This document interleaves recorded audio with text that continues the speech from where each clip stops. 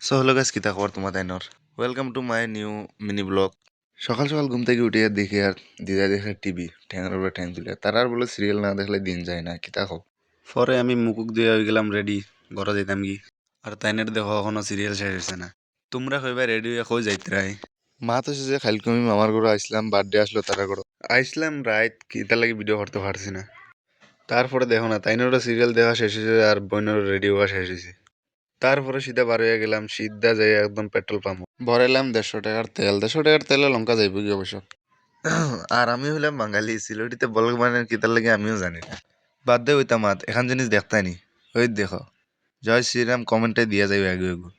আর এই জায়গাটা কোন জায়গাতে আছে তোমরা সবে কমেন্টে কইও দেখি, খে জানো এই জায়গা।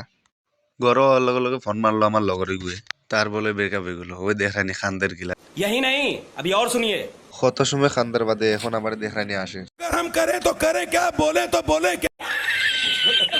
তো বাধ্য হতাম, বলক ভালো লাগলে লাইক শেয়ার কমেন্ট করিও, আর ভালো না লাগলেও করিও। कुछ तरीका है भीख मांगने का।